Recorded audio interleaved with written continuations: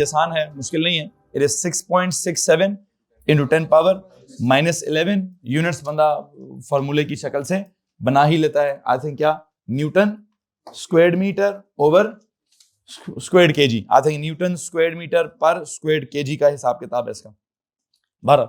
अगर आप दूसरे कॉलम में जाएं तो वहां पर हमने क्या किया हुआ है, हमने पहले वहां ग्रेविटेशनल फील्ड के बारे में पढ़ा कि इट्स द रीजन और the space around a mass, in fact around a heavy mass.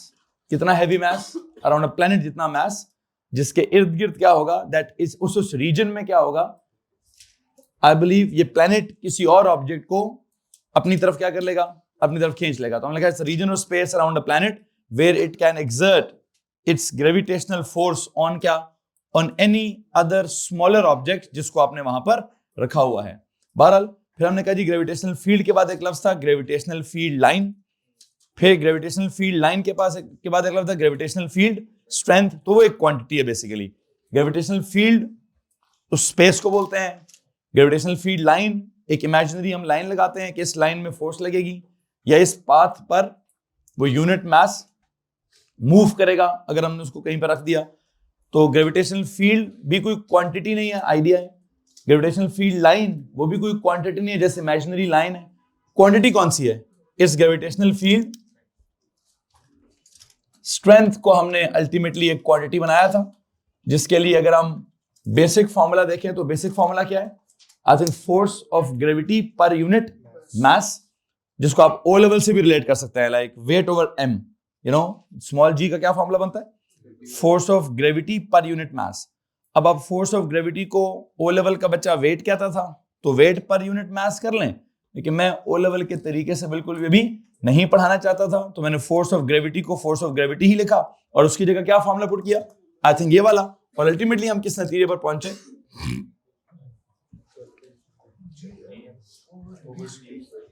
Over d square. अब इसमें स्मॉल एम नहीं है, इसमें स्मॉल एम है। अब एक तरफ स्मॉल एम होना और एक तरफ स्मॉल एम ना होना, इसमें क्या फर्क है, क्या इसका मतलब है, क्या नहीं है?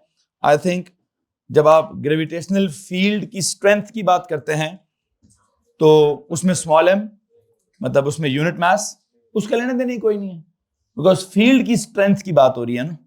जब आप किसी फील्ड की स्ट्रेंथ की बात करेंगे तो किस चीज की फील्ड की स्ट्रेंथ की बात करेंगे? मिसाल के तौर पर मैं किसी प्लैनेट के इर्द गिर्द की ग्रेविटेशनल फील्ड की स्ट्रेंथ की बात करता हूं, तो जिस भी पॉइंट की बात की जाएगी कि यार इस जगह पर कितनी स्ट्रेंथ है, तो देखा जाएगा कि वो किस प्लैनेट की स्पेस की बात हो रही है, तो उस प्लैनेट का मास इन्वॉल्व हो जाएगा। फिर दूसरी बात देखी जाएगी आप उस प्लैनेट से कितने दूरी पर है, आपका वो फासला नोट हो जाएगा, उस फासले की इन्वॉल्वमेंट होगी। अब उस फासले पर कौन है कौन नहीं है, इस पे तो नहीं डिपेंड करता कि वहां कितनी फील्ड की स्ट्रेंथ है। आई थिंक हमने लास्ट लेक्चर में लिखा हुआ है कि फील्ड की स्ट्रेंथ डिपेंड किस किस पर करती है? इट डिपेंड्स ओनली अपॉन क्या? It depends only upon two factors. Number one, the mass of the planet, and number two, the distance away from the center of the planet. I think ये हमारी कोई आखिरी बात चल रही है, please अगर मुझे कॉपी दिखा दें।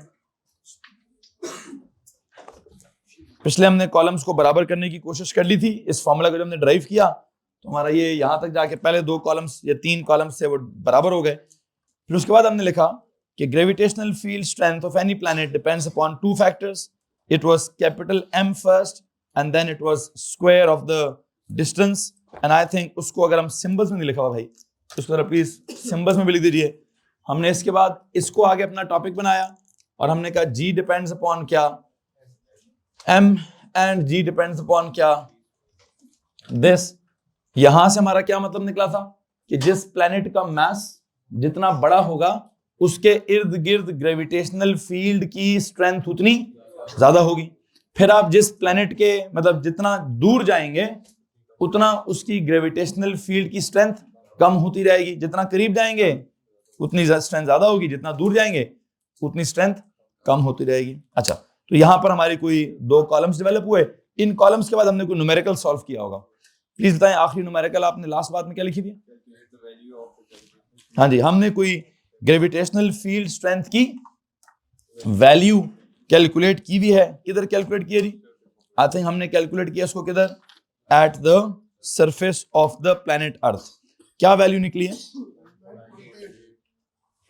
9.8 क्या 9.77 न्यूटन पर केजी या फिर 9.8 न्यूटन पर केजी या 9.8, यस वो क्या कहते हैं मीटर पर, एक काम करें जरा इसको मीटर पर स्क्वायर सेकंड को अंडरलाइन करें। आपने जब ये जी की वैल्यू कैलकुलेट की है किधर g, on the surface of Earth, g की जो वैल्यू है on the surface of Earth वो आपने 9.8 या तो न्यूटन पर केजी या फिर आपने उसको क्या लिख दिया है 9.8 मीटर पर स्क्वायर सेकंड। देखें दो बातें, एक तो इसकी यूनिट न्यूटन पर केजी क्यों है और एक इसकी यूनिट मीटर पर स्क्वायर सेकंड क्यों है। इस पर थोड़ा सा मैंने को हल्का सा कमेंट करना है, शायद कल किया होगा कि बेसिकली मैंने न्यूटन पर केजी क्यों लिखा है, बताएं जनाब साहब। सर वो आप इस फॉर्मूला को फॉलो कर रहे हैं, किस वाले को, ये जी कैसे भी पहले क्या फॉर्मूला था, इट वाज फोर्स पर unit mass, force of gravity acting पर यूनिट मास। जिस पॉइंट पर आप हैं, जिस जगह पर आपने फील्ड की स्ट्रेंथ निकालनी है, उस जगह पर जो यूनिट मास रखेंगे तो उस यूनिट मास पर फोर्स कितनी लगेगी, तो फोर्स कितनी लगेगी वो तो था दिस, तो पर यूनिट क्या था, तो ये वाला पर यूनिट मास आपस में क्या हो गया, तुम्हारे पास पीछे ये बचा था 12। लेकिन स्टार्ट तुमने यहां से किया था ना, अगर हमने स्टार्ट अपना कॉन्सेप्ट यहां से किया है, हमारी डेफिनेशन ये वाली चल रही है, what is this, this is in Newton's, what is this in KGs, तो न्यूटन पर, ये हमारा बुनियादी जो डेफिनेशन है ग्रेविटेशनल फील्ड स्ट्रेंथ की, उस डेफिनेशन से ये वाली यूनिट निकलती है। लेकिन अगर वो जो न्यूटन होता है उसको क्या किया जाए, या तो थोड़ा सा मजीद सिंप्लीफाई किया जाए। आई होप आपने पिछले साल वो क्या चैप्टर है बेस यूनिट्स वाला वो पढ़ा हुआ है, तो अगर न्यूटन को सिंप्लीफाई करें तो I think it is kg ms - 2, तो kg ms - 2 ओवर kg क्या हो जाएगा, वो kg kg कट जाएगा तो पीछे क्या बचेगा ms - 2। किसी को मसला तो नहीं है इस बात से। लेकिन हाँ एक बात जरूर है कि सर जी ये जो आपका यूनिट्स हैं, ये यूनिट्स किस चीज की यूनिट्स हैं, ये तो असल में एक्सेलरेशन की यूनिट्स हैं। तो यहां से क्या बात साबित होती है, बल्कि पहले से हमें पता है कि ग्रेविटेशनल फील्ड स्ट्रेंथ का एक और नाम भी है, उसको हम ग्रेविटेशनल एक्सेलरेशन भी कहते हैं। तो आई वुड लाइक कि आप क्या करें, इसको अंडरलाइन करें और साइड पे जाकर एक नोट लिख दें। इसको अंडरलाइन करके बिल्कुल एक्सट्रीम पेज के राइट साइड पर एक नोट लिख दें जनाब। क्या लिखेंगे नोट वहां पे, gravitational field strength is also known as gravitational acceleration. मैं इसकी वैल्यू पर कमेंट बाद में करूंगा, पहले मैं इसकी यूनिट्स पर एक कमेंट कर रहा हूं। यूनिट पर क्या कमेंट है जी, प्लीज साइड पे जाके एक नोट लिखें कि ग्रेविटेशनल फील्ड स्ट्रेंथ इज क्या, also known as gravitational acceleration, is also known as gravitational acceleration, is also known as gravitational acceleration.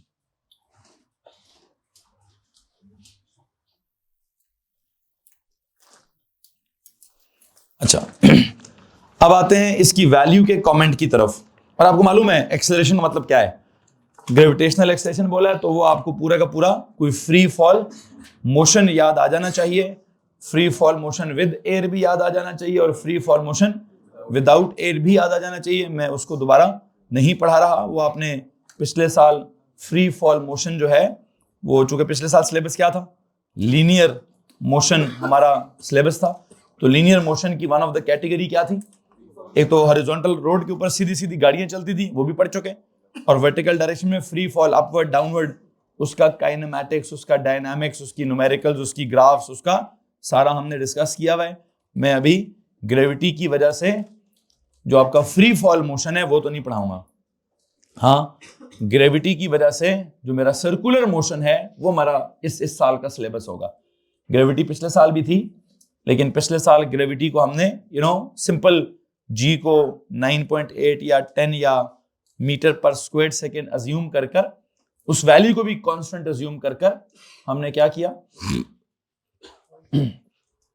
जो near the surface of the अर्थ हमने जो भी ऑब्जेक्ट्स फ्रीली फॉल करवाए उनका डाउनवर्ड मोशन भी discuss हो गया था और उनका, लेकिन मैं अभी उसकी बात नहीं करूंगा। मैं वैसे तो मैं near the surface of the अर्थ की बात ही नहीं करूंगा अभी। मैंने तो अर्थ से बहुत दूर दूर जाना है, लाइक जहां पर कोई मून ट्रेवल कर रहा है अर्थ के इर्द गिर्द, मून के सरफेस तक जाना है जमीन से, उतने फासले पर ग्रेविटी क्या है, या मैंने दरमियान में अगर कोई सैटेलाइट जमीन को रिवॉल्व कर रही है तो सैटेलाइट के फासले तक जाना है कि वहां पर ग्रेविटी की क्या वैल्यू है क्या नहीं है।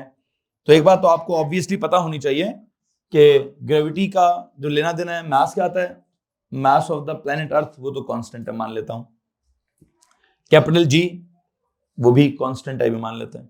लेकिन ये जो फैक्टर है ना जिसको हमने क्या कहा था, इनवर्स स्क्वायर लॉ, ये इनवर्स स्क्वायर लॉ क्या करेगा, ये बताता है कि जनाब साहब जितना दूर जाएंगे उतना क्या होगा, उतनी ग्रेविटेशनल फील्ड की स्ट्रेंथ जो है वो कम होती जाएगी। और हाँ, अगर आपका फासला डबल होता गया तो जी की वैल्यू 4 गुना कम होती जाएगी।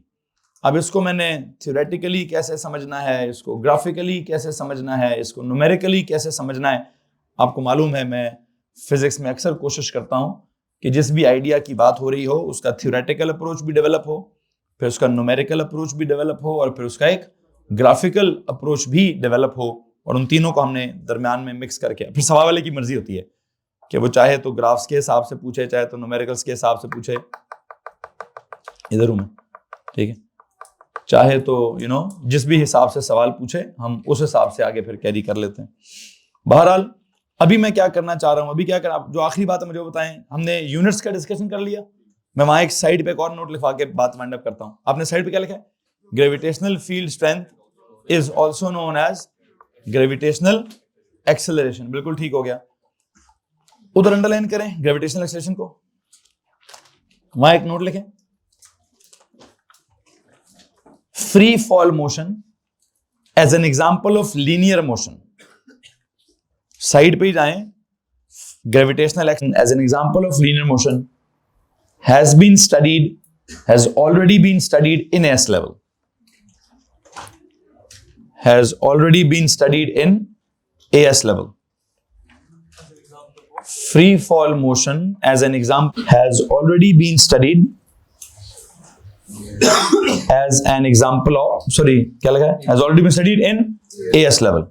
तो उसको तो मैं रिवाइज मोशन के साथ अपने इस चैप्टर को रिलेट करना है, बिकॉज मेरे A2 में जो मैकेनिक्स इन्वॉल्व है वो कौन सी मैकेनिक्स है, वो सर्कुलर इन्वॉल्व है या ऑसिलेटरी इन्वॉल्व है।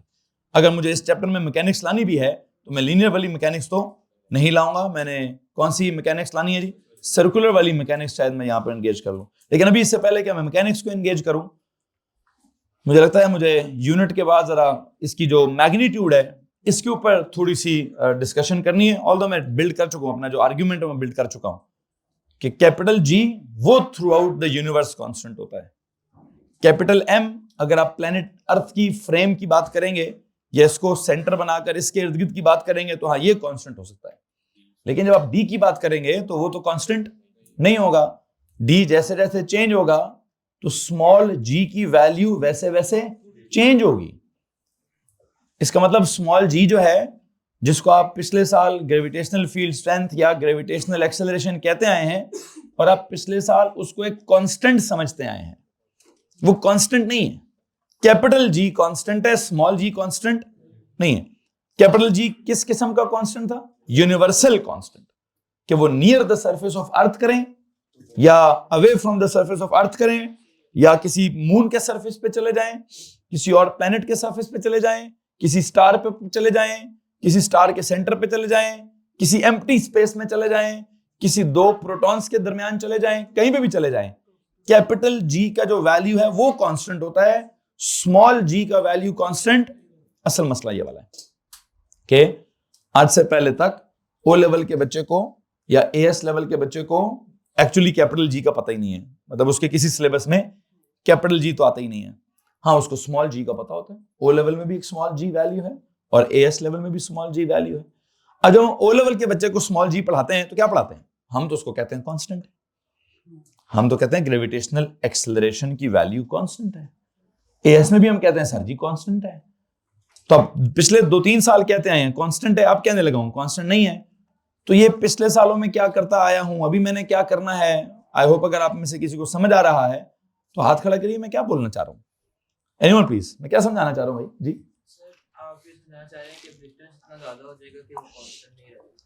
तो पिछले साल क्यों कांस्टेंट था, कौन सा डिस्टेंस, हाँ, वो कहते हैं सर जी पिछले 2 सालों में हमारा सवाल ही कहां से होता था, हमारा सवाल ही 10 मीटर से फेंकते थे, या बहुत हुआ तो 40 मीटर की बिल्डिंग से फेंक देते थे, या उससे भी ज्यादा हद हो गई तो किसी 100 मीटर से फेंक देते होंगे, चलो 100 को भी ज्यादा 1000 मीटर 1 किलोमीटर की ऊंचाई से फेंक देते हैं जी। बहुत ही कुछ ज्यादा तीर मार लिया तो हम 2 किलोमीटर की ऊंचाई पे जाकर, मतलब जहाज बहुत ऊपर चला गया जी, वहां से किसी को धक्का दे देना है, ठीक है, नहीं वहां से किसी को धक्का नहीं देना मतलब वहां से कुछ भी फ्री फॉल किसी चीज को करवाना है तो क्या होगा, हाँ उधर तक, मतलब हमारा सवाल कभी भी चांद तक नहीं गया, अगर चांद तक गया था तो जमीन को भूल के गया था कि चांद के सरफेस की ग्रेविटी बताएं जी। हमने अगर चांद पे सवाल को लेकर गए हैं तो हमने जमीन की ग्रेविटी को भूलकर हमने कहा चांद की अपनी ग्रेविटी ऑन इट्स सरफेस वो कितनी है। मैंने अभी ये नहीं पढ़ाना, मैंने कहना चांद के सरफेस पर जमीन की ग्रेविटी कितनी है, मतलब जमीन की वजह से उस जगह पर जहां चांद की पोजीशन है वो फासला, तो उस फासला कितना है, फिर उस फासले पर जमीन की वजह से ग्रेविटेशनल फील्ड स्ट्रेंथ कितनी है, मैं तो ये पढ़ाना है। हाँ तो अब मैं अगर कहूं जी चांद से मैंने किसी चीज को फेंक दिया तो क्या होगा, ठीक है, अब वहां देखेंगे कि सर जी वो चांद पर वापस आएगा या वहां से फेंकूंगा किसी चीज को तो जमीन पर आ जाएगी। बहरहाल देखेंगे, ये बड़ा सवाल है अभी हमारे पास कि वैसे यहां से अगर मैं किसी चीज को चांद की तरफ फेंकूं तो वो तो चीज वापस आएगी, क्यों, अर्थ की ग्रेविटी ऑब्जेक्ट पर अफेक्ट करेगी। चलो एक काम करता हूँ, चांद की तरफ नहीं फेंकता, सूरज की तरफ फेंक देता हूँ, फिर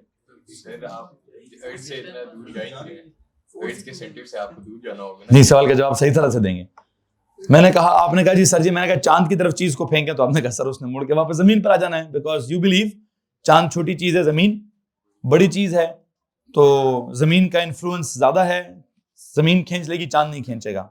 अच्छा ठीक है, तो अब चांद और सूरज की बात कर लेते हैं। सूरज बड़ी चीज है ना, सूरज का इन्फ्लुएंस ज्यादा है ना, तो मैं अगर सूरज की तरफ फेंकता हूं तो सूरज को खींच लेना चाहिए, क्यों, आप अभी भी अर्थ के, इसका मतलब ये है कि अर्थ के करीब हैं तो अर्थ का इन्फ्लुएंस। इसी तरह अगर मैंने चांद पे खड़े होकर किसी चीज को जमीन पे फेंका तो क्या होगा, वो चांद पे वापस आ जाएगा, क्यों, क्योंकि चांद के करीब होंगे तो चांद का इन्फ्लुएंस ज्यादा होगा।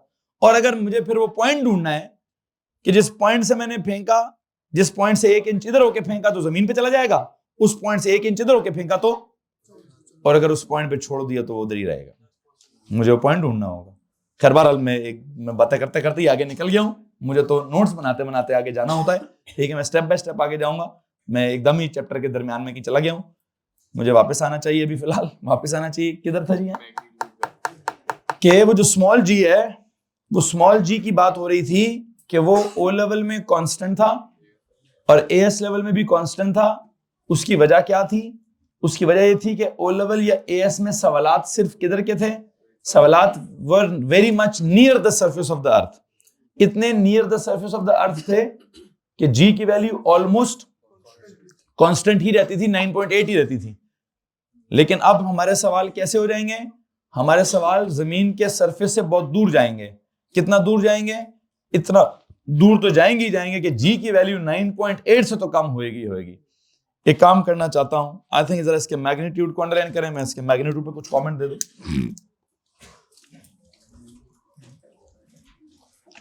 इसके मैग्नीट्यूड का कमेंट नॉर्मल नोट्स में दें जी, आपने यूनिट्स का कमेंट साइड पे दे दिया, मैं इसके मैग्नीट्यूड का कमेंट नॉर्मल नोट्स में देना चाहता हूं।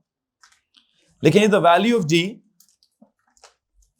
इमरान जी आवाज आ रही है, इधर लगाने से मसला तो नहीं हो रहा, द वैल्यू ऑफ जी, अच्छा द वैल्यू ऑफ स्मॉल जी की बात हो रही है, द वैल्यू ऑफ जी या दिस वैल्यू ऑफ जी जो 9.8 है, this value of g is assumed to be constant, is assumed to be constant only near the surface of the planet Earth, yeah, only near the surface of Earth. This value of small g is assumed to be constant only किधर, only near the surface of the Earth. I dot e, अब मैं near the surface of the Earth का क्या अंदाजा लगाऊं, एक अंदाजा तो है within the atmosphere, एक अंदाजा क्या लगा दें, लेकिन जी that is I dot e लिख करके लिखें within the atmosphere।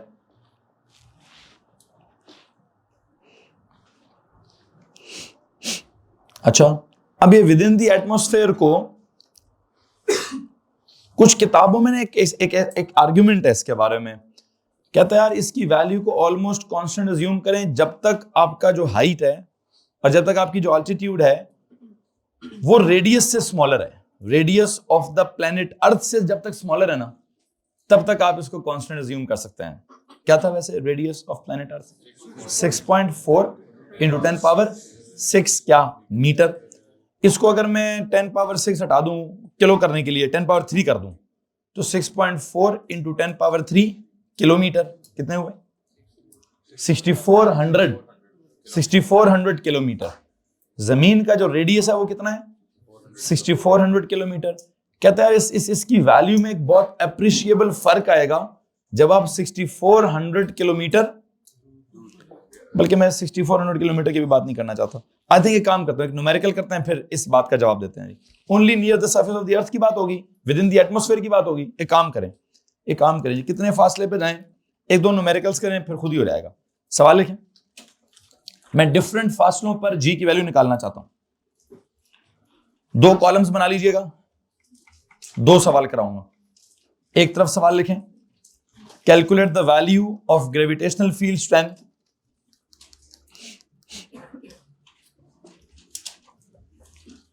calculate the value of gravitational field strength at an altitude of 2 kilometre. एक तरफ ये सवाल लिखें, at an altitude of 2 kilometre, और दूसरी तरफ सवाल क्या लिखें? वहां भी लिखे calculate the value of gravitational field strength, value of gravitational field strength at an altitude of 6400 kilometer, at an altitude of 6400 kilometer।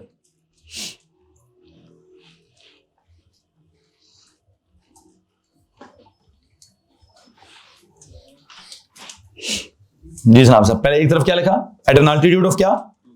2 kilometre. दूसरी तरफ क्या है? एट एन अल्टीट्यूड ऑफ क्या? 6400 किलोमीटर। ओके, आपके पास फार्मूला है, प्लीज फार्मूला में values put करें और जवाब निकालें।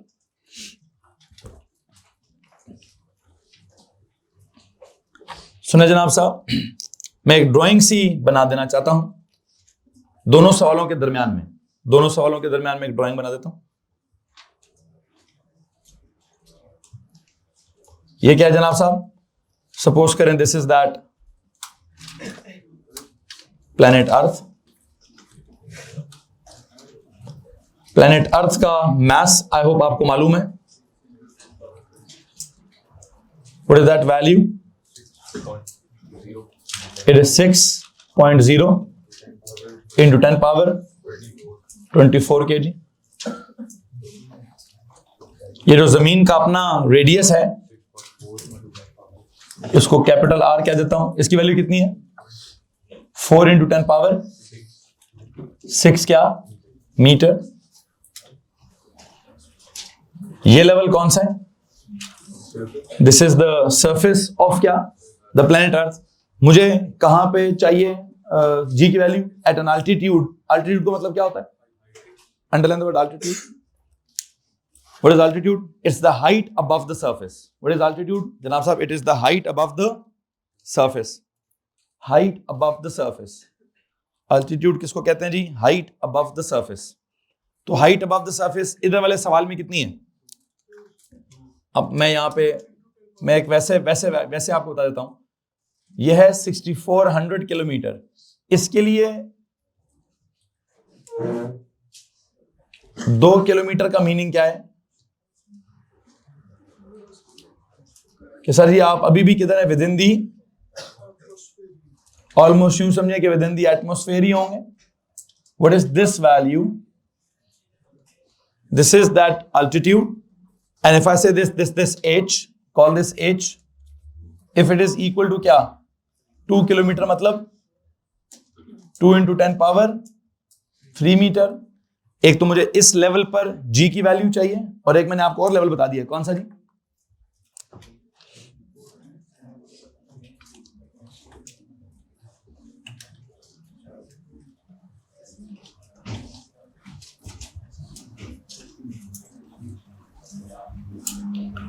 आप चाहें तो दो अलग अलग डायग्राम्स बना लें, आप चाहें तो एक ही डायग्राम बना लें। मैंने आपको एक जो ये लेवल है, what is this level, surface of the Earth वाला level, please tell me what is this level. This is that altitude of कितना, 2 किलोमीटर। और अगर मैं कहूं जी मैंने और कितना ऊपर चला गया हूं, ये अल्टीट्यूड कितना जी, 6400 क्या किलो का मतलब 10 पावर 3 इतने मीटर पर। तो ये कौन सा लेवल है, देखते हैं जी क्या करना है क्या नहीं करना। आई होप आपको eight the surface of the अर्थ का जो लेवल है वहां जी की वैल्यू मालूम है। प्लीज टेल मी वहां क्या वैल्यू थी, इट वाज 9.8 क्या, डिपेंड्स क्या मीटर लिखते हैं या ms-2 लिखते हैं। अभी मुझे कौन सा लेवल निकालना है, दिस वन, ये जो ब्लू लेवल है, that is at an altitude of 2000 मतलब 2 किलोमीटर या 2000 मीटर या 2 × 10⁻³ मीटर। होपफुली आपको ये समझ आ रहा होगा क्या लिखा हुआ है, 2 × 10⁻³ मीटर। इस फासले पर मुझे जी निकालना है, तो बताएं जनाब जी का फॉर्मूला क्या है, capital G capital M over d square capital G 6.67 × 10⁻−11। mass of the planet earth is 6.0 × 10⁻24 kg over distance कितना लूं, please tell me. I think मुझे डिस्टेंस लेना है कितना, जी जितना लेना है, एम जितना लेना है, डी कितना लेना है, radius of the planet earth plus क्या एच जितना। ये फॉर्मूला थोड़ा सा चेंज हो गया जी, चेंज नहीं हुआ बस वैसे मैंने कर दिया, कैपिटल आर प्लस एच। किसको मसला है, क्योंकि डी क्या था, D was distance from the centre of the अर्थ। फैजान साहब जो ब्लैक लेवल है, ब्लैक जो हॉरिजॉन्टल लाइन नजर आ रही है, कौन सा लेवल है ये बेटा, ड्राइंग को देखो, अर्थ का कौन सा लेवल, अर्थ के सरफेस का लेवल है। अर्थ के सरफेस पर जी की वैल्यू पता है आपको, 9.8 है, ठीक है, मतलब और ज्यादा अगर हम वो जैसे पिछले साल पढ़ा था 9.81। लेकिन वैसे एक मसला यार, हमारा तो कल आंसर 9.81 नहीं आया, क्यों? असल में हमने कैपिटल जी तो 3 डेसिमल पे लिखा हुआ है, 6.67 × 10⁻−11, लेकिन जो मास ऑफ द प्लेनेट और रेडियस ऑफ द प्लेनेट था हमने कितने लिखा हुआ था, 2 सिग्निफिकेंट फर्क। तो जब हम दो वैल्यूज 2 सिग्निफिकेंट पर लिखेंगे तो हमारे जवाबात एक्यूरेट किधर तक आएंगे, 2 सिग्निफिकेंट पे एक्यूरेट आएंगे। थर्ड वाली वैल्यू एक्यूरेट, थर्ड एक्यूरेट कैसे आती, अगर मैं कैपिटल एम की वैल्यू भी 3 सिग्निफिकेंट फिगर की एक्यूरेट लेता, और क्या बोलते हैं रेडियस, उसको भी अगर मैं 3 सिग्निफिकेंट फिगर पर एक्यूरेट लेता, आई थिंक मेरा स्मॉल जी का आंसर भी 3 सिग्निफिकेंट फिगर्स पर एक्यूरेट 9.81 आता। क्या पता 9.807 आ जाता, तो मैं कहता जी उसको छोड़े राउंड करें तो क्या आ रहा है, तो मेरा तब 3 पर सही आता। कल के लेक्चर में 9.77 को आपने राउंड किया किस पर, क्यों? बिकॉज हमारा डेटा 2 सिग्निफिकेंट फिगर्स पर था, तो हमारा आंसर किधर करेक्ट होना था, 2 सिग्निफिकेंट तक करेक्ट होना था। थर्ड वाली वैल्यू में करेक्ट नहीं पता चलती। खैर बहरहाल जो भी है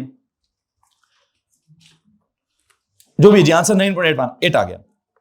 81 है कि 8 है, 9.8 हमारा ठीक आंसर है, हमें मालूम है इस बात का। अब आज मैं सरफेस ऑफ द अर्थ पर जी नहीं निकाल रहा, आज मैं जी किधर निकाल रहा हूं, पहले मैंने कहा एट एन अल्टीट्यूड ऑफ, और ये अल्टीट्यूड क्या होता है फैजान साहब, कहां से, हाइट अबव द सरफेस। क्या लिखा हुआ आपने अल्टीट्यूड के साथ, it's height above the, page के हेडर पे जाके लिख दें बेशक, अगर आपके पास कहीं जगह नहीं थी तो प्लीज पेज के हेडर पे जाके लिख दीजिए कि अल्टीट्यूड क्या चीज होती है, it is actually the height above the surface.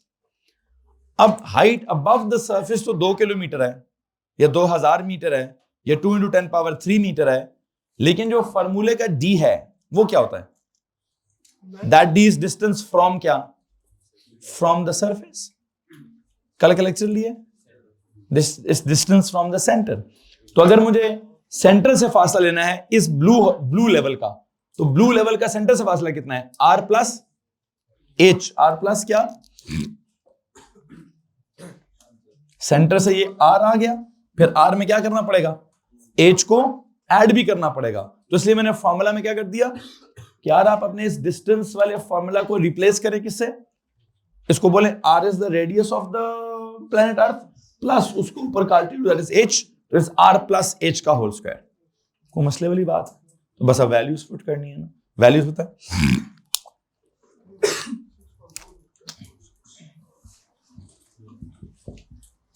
Plus 2 into 10 power 3 whole square। Please tell me the answer। तो अब 9.76 है, इसको भी राउंड करूं तो क्या होगा? हाँ जी, तो कहने का मतलब ये है सर जी 9.76 मीटर पर स्क्वायर सेकेंड आया है। If you round it to 2 decimal places, 2 significant figures, sorry, तो क्या होगा? 9.8 ही आएगा। सो इसका मतलब ये हुआ कि हम क्या, मैं कह रहा था क्या जी, अगर आप ऑलमोस्ट 2 किलोमीटर की हाइट से क्या करते हैं, 2000 मीटर की हाइट से किसी को फेंकते हैं, तो उस फासले तक स्मॉल जी को क्या अज्यूम किया जा सकता है? कांस्टेंट अज्यूम किया जा सकता है। और मुझे नहीं लगता कि हमारे पिछले साल या उससे पिछले साल के सवालों में किसी ऑब्जेक्ट को 2 किलोमीटर से ज्यादा ऊंचाई से फेंका गया हो। हमारे पिछले सालों में मुझे याद अगर पड़ता है, मैं आजकल वैसे भी ओ लेवल और एएस में फ्री फॉल मोशन पढ़ा रहा हूं, तो ओ लेवल के फ्री फॉल मोशन के जितने सवाल कराए हैं, I think it was maximum किसी अगर सवाल में बिल्डिंग की हाइट थी 180 मीटर। मतलब कल मैंने कुछ वर्कशीट कराई है ओ लेवल वालों को, उसमें जो हाईएस्ट बिल्डिंग की हाइट आई है वो 180 मीटर आई है, तो वहां 180 मीटर से फेंका है। फिर जो एएस वाले सवाल थे उनमें को बहुत ही बुर्ज खलीफा से जाके अगर फेंकना हो तो मेरा नहीं ख्याल कि हाइट जो है वो 1000 मीटर से ज्यादा होगी। बहुत हुआ तो 500 मीटर की ऊंचाई हो जाएगी, 600 मीटर की ऊंचाई हो जाएगी। हम 2 किलोमीटर से ज्यादा ऊंचाई पर पिछले सालों में किसी न्यूमेरिकल पर नहीं गए, और वो जानबूझ के नहीं गए। हाँ, पिछले साल आपको बताया नहीं गया, लेकिन अभी बता रहा हूं कि क्यों नहीं गए। बिकॉज हमने पिछले सालों में कैपिटल जी तो पढ़ा ही नहीं था, उसका तो हमें पता ही नहीं था। हम पिछले सालों में स्मॉल जी को क्या कहते आए हैं? हम स्मॉल जी को कांस्टेंट कहते आए हैं। उसके कांस्टेंट होने की एक ही सिचुएशन हो सकती है, क्या आप हैं किधर? आप हैं near the surface of the planet earth, within 2 kilometre of the surface of the Earth. क्या आप सरफेस से बहुत हुआ तो कितना दूर जा सकते हैं? 2 किलोमीटर की ऊंचाई पर चले जाएं, तो वहां तक आपका जी की वैल्यू आ रही है वो कितनी आ रही है? सर यहां पे भी 9.8 है, यहां पे भी, लेकिन अगर आप एग्जैक्ट देखें तो यहां थी 9.77 और यहां आई 9. एक काम करें, मैं एग्जैक्ट करता हूं। क्या आपका जो कैलकुलेटर एग्जैक्ट जवाब इधर क्या दे रहा था? इधर शायद 77 दे रहा था, ऊपर क्या दे रहा था? 76 दे रहा था। तो आपने क्या किया, इस वाले को राउंड किया तो भी क्या हुआ? 9.8। और अगर आप क्या बोलते हैं, इस वाले को राउंड करें तब भी क्या था? अब अगर आप 2 किलोमीटर से ज्यादा चले गए ना, तो मुझे पता क्या लगता है, तो मुझे लगता है 9.74 आ जाएगा। क्या होगा? उसकी राउंडिंग क्या होगी? हाँ, उसको राउंड करोगे तो 9.7 हो जाएगा। तो आई थिंक इसलिए 2 किलोमीटर का हिसाब लगा लेते हैं कि सर ये 2 किलोमीटर पर क्या होगा। ऐसे काम करें या 3 किलोमीटर पुट करके चेक करें प्लीज। इसी फॉर्मूला में, इन्हीं वैल्यूज में 2 की जगह जरा 3 किलोमीटर पुट कर दें। 9.7 लो जी, 76 ही आ रहा है। 4 किलोमीटर पुट करके चेक करें।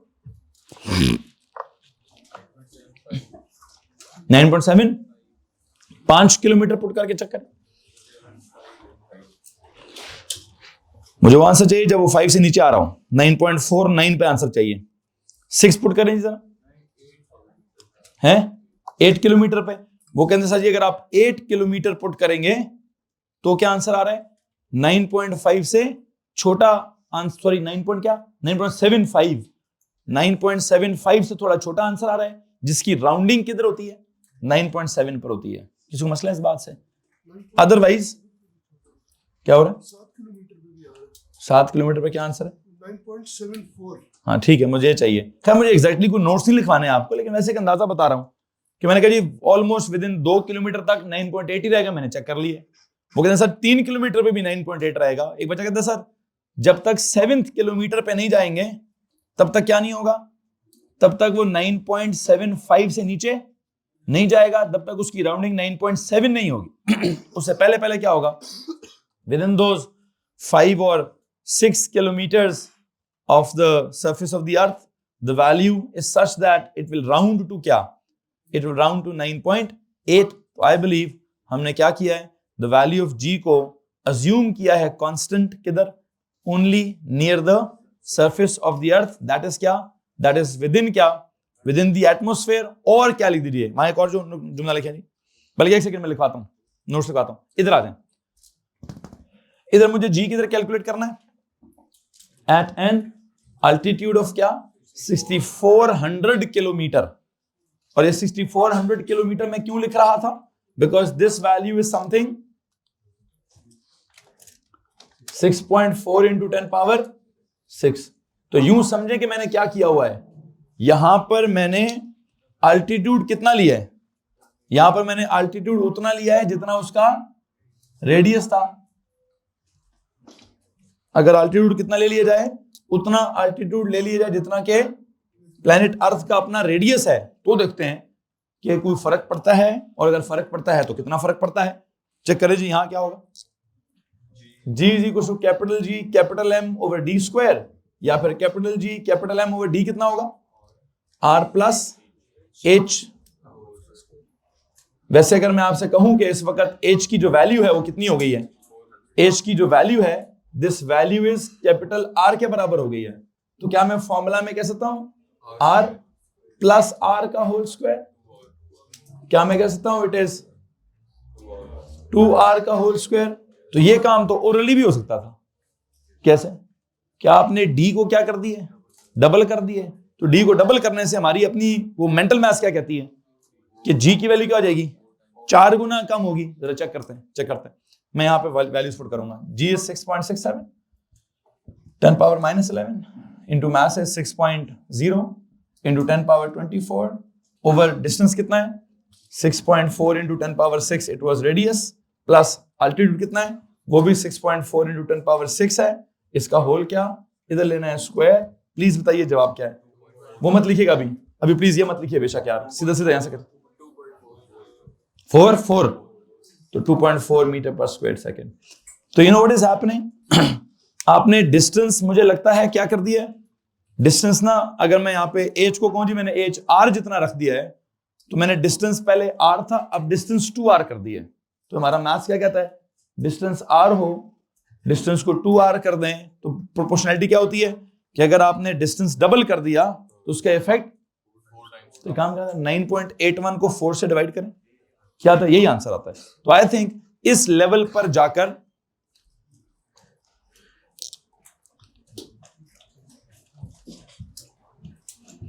सरफेस पर 9.77 that is 9.8, at an altitude of 2 kilometer it is still 9.8, but at an altitude of this much, please tell me यहां क्या वैल्यू है, यहां it was 2.44 या 2.444 है 45 है 44 है, राउंडेड टू क्या 2.4।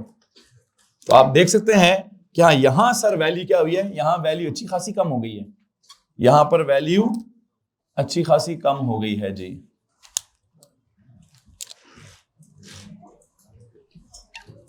सो G की जो वैल्यू है बेटा वो कांस्टेंट से नहीं है, वो सिर्फ कांस्टेंट कब है, जब आप on the surface of the planet अर्थ हैं, या आप near the surface of the planet अर्थ हैं, और नियर भी कितना, इतना क्या हम वो 4 5 6 या किसी बच्चे ने कहा सर जी 7 किलोमीटर का हिसाब किताब है, 7 किलोमीटर से आगे जाएंगे तो क्या हो जाएगा, वैल्यू 9.7 हो जाएगी, 9.8 नहीं रहेगी। तो बहरहाल क्या करें, आई थिंक हमने जो पिछले साल का कांस्टेंट किया है वो इसी वजह से किया कि हमारे जितने सवालात थे they were very much near the surface of the Earth, but now if the questions are something like, अगर वो जमीन के अपने रेडियस से दूर होंगे तो G की वैल्यू बहुत कम हो चुकी होगी। क्या हो चुका होगा, हमने कहा जी अगर आप कितने फासले पे चले जाएं, इतने फासले पे चले जाएं कि जितना जमीन का अपना रेडियस है, तो वो रेडियस प्लस रेडियस, यूं समझे कि डिस्टेंस डबल हो गया, और अगर डिस्टेंस डबल हो गया तो G की वैल्यू हाफ नहीं होगी, G की वैल्यू 4 गुना कम होगी, और 4 गुना, हाशिर ध्यान देंगे, 4 गुना कम होने का बहुत बड़ा मतलब होता है 9.8 से डिक्रीज होकर 2.44 हो जाना, इट्स वेरी मच स्मॉलर। और इसी तरह आप और दूर चले जाएं, आप कहें सर जी हमने कोई 1 लाख किलोमीटर के फासले पे जाना है, नहीं जीरो तो नहीं होगी। इनवर्स स्क्वायर लॉ बड़ा अजीब सा लॉ है, इसका जब मैं ग्राफ बनाऊंगा it will never touch the x axis, है जी। जब मैं इसका स्क्वायर अभी इसका ग्राफ आपको बना के दिखाता हूं तो हम देखेंगे कि वो इन्फिनिटी पे जाकर एक्स एक्सिस को टच करेगा। मतलब हम जितना दूर जाएंगे जी की वैल्यू कम तो होती जाएगी, लेकिन कितनी कम होती जाएगी वो इतनी कम, मैं उसको ग्राफ से बताऊंगा। मैं वो कैलकुलेटर से नहीं बताना चाहता, मैं ग्राफ से बताऊंगा तो ज्यादा अच्छे से उसको समझा पाऊंगा। जी पुत्र, शायद सन की भी ग्रेविटी को फील कर सकते हैं। क्या कर सकते हैं? जाके खत्म होगी। हाँ हाँ, तो फिर क्या अभी हम लोग सन की ग्रेविटी को भी फील कर सकते हैं? मगर कर रहे हैं बेटा, इतने जोर से कर रहे हैं, खुदा की कसम है। वो इतने जोर से कर रहे हैं कि अर्थ जो है वो कहती है मैं तो सूरज के इर्द गिर्द ही घूमूंगी, ठीक है जी। और वो ऐसी घूम रही है कि हमें भी घुमा रही है। उसके घूमने की वजह से हम ना बूढ़े होते जाते हैं, एक एक साल गुजरता जाता है जब जब वो इसका एक एक चक्कर पूरा होता है और हम अपनी मौत के करीब जाते जाते हैं, ठीक है। तो इतने जोर से महसूस हो रहा है कि इंसान अपनी मौत के करीब जा रहा है, ठीक है जी। बहरहाल हाँ, वो मेरे अकेले के नहीं पुत्र, आपके भी सफेद हो जाने हैं, ठीक है। हाँ जी, एम्पलीट्यूड ऑफ 2, वहां पर आपने देखा कि जी की जो वैल्यू है वो ऑलमोस्ट कांस्टेंट महसूस हुई, लेकिन जब आप दूसरी तरफ जाते हैं तो जब आपने बहुत ज्यादा दूर का फासला लिया तो वहां पर हमने देखा जी की वैल्यू क्या हो रही है, कम हो रही है। एक काम करते हैं, मैं इसी बात को किसी तरह से ग्राफ में जाके मेंशन करने की कोशिश करूंगा, ठीक है। पहली तरफ जाएं, पहले वाले कॉलम में जाएं, वहां जाके लिखें जी, पहले कॉलम में जाएं। बल्कि जो पहले कॉलम में नोट लिखना है वो मैं पहले से लिख चुका हूं। क्या नोट लिखना था? कि G is assumed to be constant, किधर? Only near the surface of the Earth, that is within the, बल्कि चले यहां पर मैं एक और नोट भी लिखवा दूंगा। लिखें जी, पहले वाले कॉलम में जाएं, G is assumed to be constant, दोबारा लिखें, G is assumed to be constant. Small g की बात हो रही है, याद रखिएगा भाई, स्मॉल g है, कैपिटल G नहीं है। Small g is assumed to be constant only near the surface of the earth. पहले वाले में there are 5 columns, more than 5 columns. How many columns are there already? तो बिफोर कितने सवाल solve हुए हैं? तो how many columns are there? तो कॉमन सेंस है, इतना कॉमन नहीं है बस, ठीक है। क्या सर कितने कॉलम है? ओ भाई, ये 2 सवाल लिखे हैं, इस कॉलम के नीचे लिखना है कुछ, क्या लिखना है? जागना है एकदम से, थोड़ी थोड़ी ब्रेक में सोते हैं, फिर जागते हैं, फिर सोते हैं, फिर जागते हैं। क्या यूनिक फिनोमेना है वैसे, है जी। मुझे भी काश कोई सिखा जाए कि 5 मिनट के लिए आंखें खोल के कैसे सोना है, फिर कैसे जागना है, फिर कैसे सोना है। मुझ गरीब आदमी को तो बेटा रात को भी सही से नींद नसीब नहीं होती है। आप दिन में सो रहे हैं, मेरे लेक्चर के दौरान सो रहे हैं, you not sleeping, okay. So how many columns are there? हाँ 2 हैं, तो क्यों पूछ रहे हैं जी? खैर बहरहाल 2 सवाल किए हैं, 2 कॉलम्स हैं, ठीक है। पहले कॉलम के नीचे एक नोट लिखवा रहा हूं, क्या लिखो जी, क्या लिखना है? The small g is assumed to be constant only near the surface of the earth। अब मैं यहां विद इन द एटमोस्फेयर नहीं लिखूंगा, यहां लिखूंगा g that is within the surface of the Earth. क्या लिखें? when the height or altitude is very much smaller, when the height or altitude is very much smaller than the radius of the earth। ये कब होगा जी? when the height is very much smaller than what? than the radius of the earth। फिर लिखें I.E, इसको 2 symbols में लिख सकता हूं। एक सिंबल है जी हाइट क्या होनी चाहिए, वेरी मच स्मॉलर के लिए 2 दफा यूं लगाते होते हैं, क्या करते होते हैं? एक तो होता है स्मॉलर, एक होता है वेरी मच स्मॉलर। ये वेरी मच स्मॉलर के लिए क्या सिंबल है? 2 दफा लेस वाला symbol. Height is very much smaller than R. अब आर था 6400 किलोमीटर, उससे वेरी मच स्मॉलर क्या होता है? आपने भी निकाला है सर, 7 होने चाहिए। क्या होने चाहिए? मतलब I believe height should B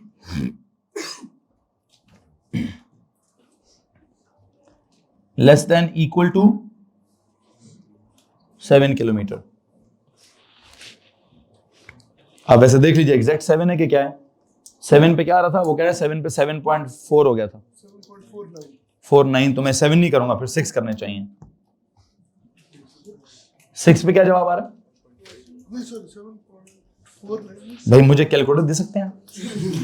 बड़ी मेहरबानी सर। 7.4 हाँ जी, 7 पुट करेंगे तो क्या होगा? 7.4 आएगा।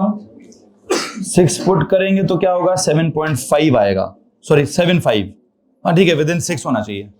हेलो जी भाई, मतलब अर्थ के सरफेस के विदिन कितने? विदिन 6 किलोमीटर तक सवाल की राउंडिंग जो जवाब है वो है 9.75। दैट राउंड्स टू क्या? 9.8। तो हम कहते हैं जी इधर कांस्टेंट तस्वर कर लें। लेकिन जब क्या होगा, आपकी हाइट 6 किलोमीटर से ज्यादा होगी, मतलब 7 किलोमीटर पे चली गई, तो आंसर था 7.49।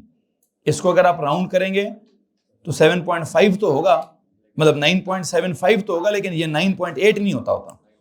जो 49 है वो पीछे की तरफ ही राउंड होता है। खैर बहरहाल जो भी है, मैं इस वक्त राउंडिंग के असूल तो नहीं पढ़ा रहा पुत्र।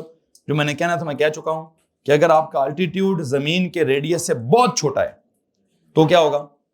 तो आपका जी कांस्टेंट अज्यूम हो सकता है। अदरवाइज दूसरे कॉलम में जाएं।